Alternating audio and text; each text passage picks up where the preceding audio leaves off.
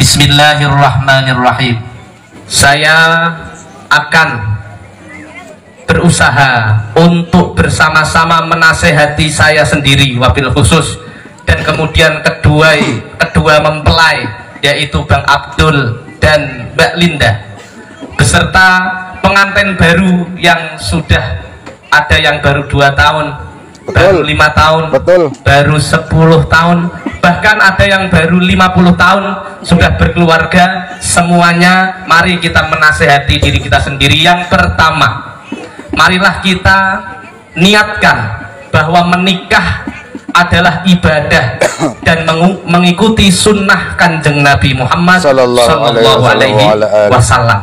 Bagi yang baru menikah, Bang Abdul dan Mbak Linda, diniati nikah karena Allah, untuk menjalankan perintah Allah, untuk mengikuti sunnahnya Rasulullah Sallallahu Alaihi Wasallam. Dan yang baru 50 tahun juga sama, ditajdid lagi, diperbarui lagi niatnya bahwa kita menikah karena Allah, karena untuk ibadah, mengikuti sunnah Kanjeng Nabi Muhammad Sallallahu Alaihi Wasallam. Itu nasihat yang pertama.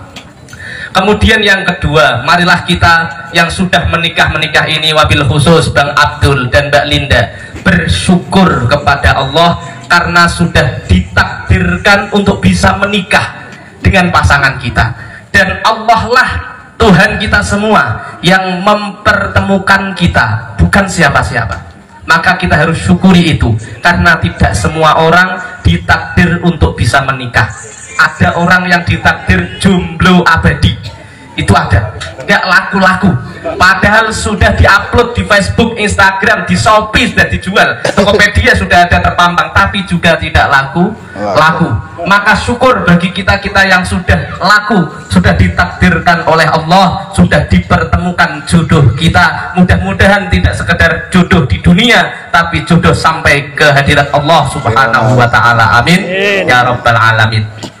Kemudian yang ketiga, yaitu kita harus memahami tugas dan kewajiban masing-masing.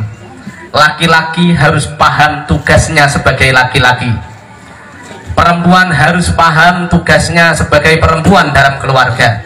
Saya mau tanya sama Bang Abdul, apakah Bang Abdul sudah paham tupoksi, tugas pokok dan fungsi sebagai laki-laki, sebagai kepala keluarga? Bang Abdul, halo, sudah paham atau belum?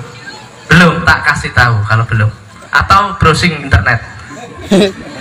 Tugasnya laki-laki nggak banyak-banyak, satu, tanggung jawab.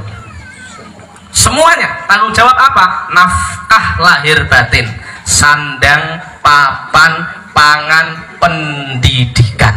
Itu tanggung jawabnya Mas Abdul dunia akhirat. Ketika nanti Mbak Linda ataupun putra putri dari jenengan berdua berbuat salah, maka Mas Abdul punya kewajiban untuk membimbing dan bertanggung jawab atas mereka. Mbak Linda belum bisa caranya sholat, caranya wudhu, Mas Abdul tanggung jawab mengajari Mbak Linda. Anak-anak Mas Abdul tanggung jawab Mas Abdul juga. Semuanya, sandangnya Mbak Linda, sandangnya putra putri sampean nanti, itu tanggung jawab Mas Abdul. Pangannya, papannya, semuanya tanggung jawab Mas Abdul sebagai laki-laki dan kepala keluarga. Itu sampean ingat baik-baik, tugas saya sebagai laki-laki adalah tanggung jawab. Dan Mbak Linda sekarang, apakah Mbak Linda sudah paham tugas dan kewajibannya Mbak Linda sebagai istrinya Mas Abdul? Sudah? Belum? Tugas Mbak Linda adalah satu, taat kepada Mas Abdul. Selama Mas Abdul memerintahkan Mbak Linda untuk kebaikan, bukan untuk bermaksiat, maka Mbak Linda wajib mengikuti apa yang telah diperintahkan oleh Mas Abdul, selama itu kebaikan. Tapi kalau Mas Abdul, Linda, mabuk sana,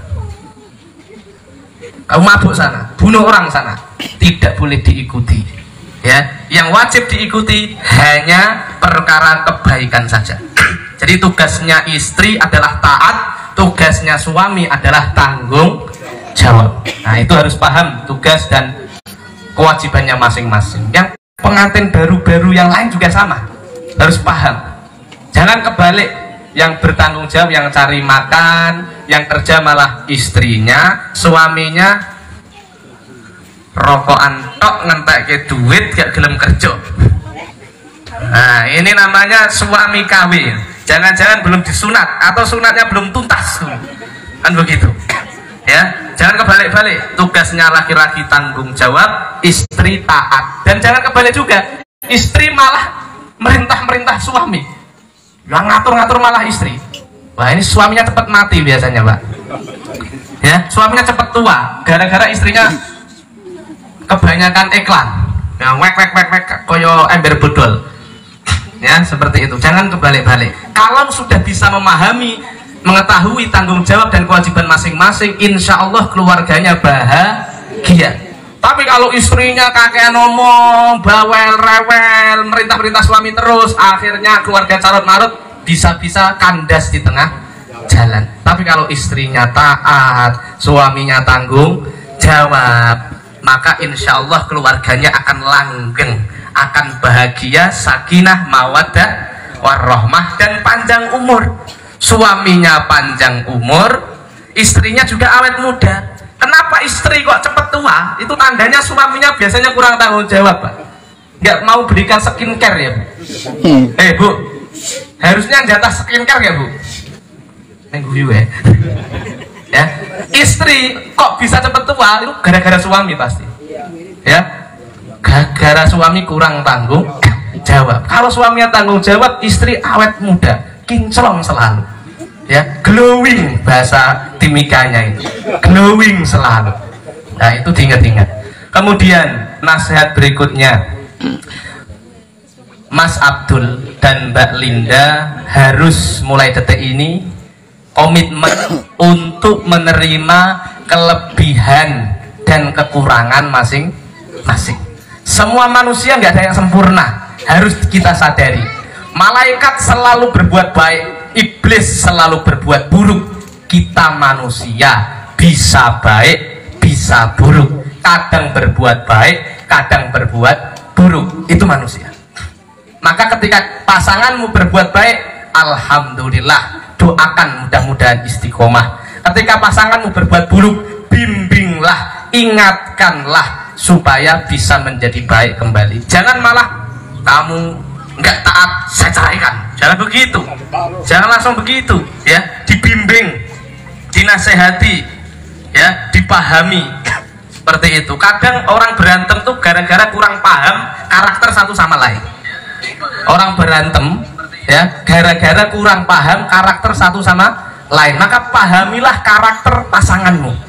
Mbak Linda memahami karakternya Bang Abdul, kesukaannya apa, yang tidak disuka apa, begitupun sebaliknya. Maka insya Allah keluarga akan awet, akan bahagia. Seperti itu. Kemudian berikutnya, jadilah pakaian untuk pasanganmu. Pakaian itu sifatnya apa, Pak Bu? Pakaian itu fungsinya untuk menutupi aib. Coba kalau kita semuanya ini atau pengantin nggak pakai pakaian, kira-kira kita masih tetap di sini atau kita lari? Oh, temenan lari mau menikmati? Lari, gila nih, Pak. Kita kalau nggak pakai pakaian itu gila nih itu menjijikkan. Maka harus ditutup dengan pakaian. Maka jadilah pakaian untuk pasanganmu. Maksudnya apa? Aibnya ditutupi, jangan malah dikeluarkan.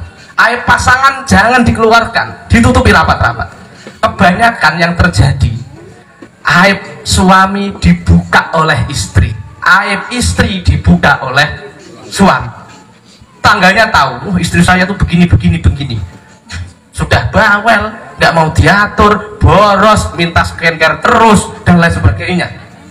Ya, sama istri juga ngomong sama tetangga juga, sama teman-temannya yang majelis emak-emak ini loh, emak-emak sosialita ini. Wah, suami saya ini sudah pelitnya minta ampun, ya, jatah nggak pernah dikasih dan sebagainya. Itu aib-aib dibuang keluar. Maka kamu tidak menjadi pakaian bagi pasanganmu. Maka jadilah pakaian yang baik untuk pasanganmu. Ya, ditutupi aibnya, karena nanti sebentar lagi kalian berdua akan tahu aibnya masing-masing.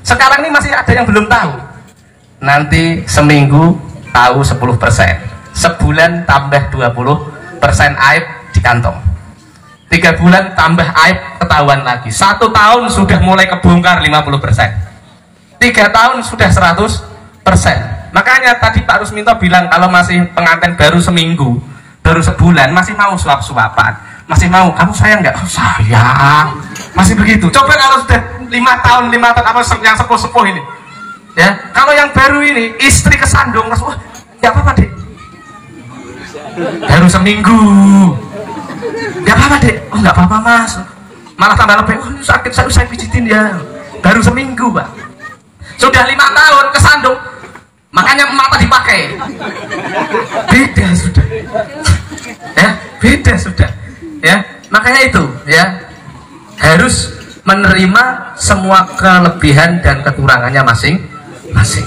jadi pakaian untuk pasangan kita. Berikutnya, nasihat berikutnya adalah tolong jagalah pasangan kita sebagaimana kita menjaga orang tua kita atau menjaga anak turun kita. Kita mau nggak punya orang tua bapak main serong sama perempuan lain? Mau nggak Mas Abdul? Tidak mau. Sama Mbak Linda juga nggak mau sampean serong dengan wanita lain. Jadi jagalah pasanganmu seperti engkau menjaga orang tua. Kalau kamu nggak mau orang tuamu begitu, kamu jangan begitu kepada pasanganmu. Sama, sampean mau punya anak serong dengan orang lain, gak mau juga tuh, sama. Maka jagalah pasanganmu sebagaimana engkau menjaga orang tua atau anakmu, maka akan bahagia keluarga itu.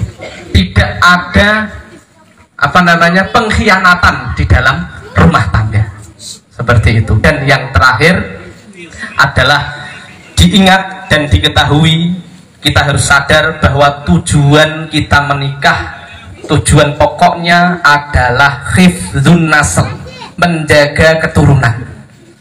Kalau tidak ada syariat nikah, maka manusia akan punah. Kalau semuanya nggak nikah, gimana mau punya anak? Kalau nggak ada yang punya anak, maka generasi manusia akan hilang. Makanya tujuan menikah adalah menjaga keturunan. Tapi jangan sampai kita sebagai manusia punya keturunan kucing, sebagai manusia punya keturunan kambing yang bisanya hanya mangan turu ngising, mangan turu ngising. Kucing itu bisanya apa? Makan, tidur, ngising, makan, tidur, buang air besar, itu saja. Jangan sampai kita punya keturunan kucing, keturunan kambing yang bisanya hanya makan turu ngising, ngerepotin orang. Kita harus punya keturunan yang berprestasi, bisa membanggakan kita dan bisa menyelamatkan kita fiddin wad dunya wal akhirah. Maka caranya bagaimana? Dari mulai buatnya harus bagus. Buat anaknya harus bagus. Sebelum buat anak, doa. Apal doanya Mas Abdul? Was, bahaya ini kalau telat. Saya telat ngomong nih bahaya. Nanti jadi produk gagal, bahaya nanti anaknya. Buru-buru ingat. Doa, buru-buru ingat ya. Khilaf ya. Kita kalau sudah depan istri ini udah nggak ada siapa-siapa, udah khilaf ya. Jangan lupa berdoa. Minimal ta'awud basmalah. Minimal a'udzubillahi minasyaitonirrajim, meminta perlindungan kepada Allah dari godaan setan. Karena kalau kita tidak meminta perlindungan kepada Allah ketika kumpul istri, nanti setan ikut nimbrung. Akhirnya anaknya bin A plus setan. Ya, karena setan ikut nimbrung, maka nggak heran anaknya susah dikasih tahu kalau setan. Karena dulu ketika buat nggak meminta perlindungan kepada Allah Subhanahu wa Ta'ala. A'udzubillahi minasyaitonirrajim. Simpel. Jangan sampai khilaf itu ya. Langsung sat langsung nggak pakai ta'awud. Terus Bismillah dengan izin kepada Allah. Istri sampean punya siapa Pak Abdul? Kan sekarang Bapak Abdul berarti. Bapak Abdul, istri sampean punya siapa? Yang menciptakan siapa? Tuhan, Allah yang menciptakan. Kan begitu. Harus izin yang punya. Bismillah dengan izin Allah. dengan asma Allah Al-Khaliq yang menciptakan istri sampean. Saya izin nyentuh, izin apa ya, nyentuh lah ya, bergaul. Misalnya ada anak-anak di bawah umur ini, saya mau terlalu jujur nanti takutnya salah tangkap malah ya, bergaul. Apalagi yang mbah-mbah di atas umur juga sama, nanti pengen muda lagi repot Mbah Febri nanti, aduh nanti malah bayangin yang bohai-bohai Mbah Febri nanti ya. Jadi bismillah ya, ta'awud basmalah, syukur-syukur apal doanya, Allahumma jannibna syaitan wa jannibis syaitana ma razaqtana, ya, meminta perlindungan kepada Allah Subhanahu wa ta'ala. Bapak-bapak, ibu-ibu yang dimuliakan Allah Subhanahu wa ta'ala, demikian mungkin yang bisa kami sampaikan pada kesempatan hari ini. Terakhir, marilah kita berdoa bersama-sama yang kita khususkan kepada Mas Abdul dan Mbak Lida, mudah-mudahan diberikan keluarga yang bahagia, yang selamat, yang sakinah, mawaddah warahmah ala hadhihi niyyah wa likulli niyatin shalihah kamilah syamilah wa ila hadratin Nabi Muhammadin sallallahu alaihi wasallam. Al-Fatihah. A'udzu billahi minasyaitonir rajim. Bismillahirrahmanirrahim.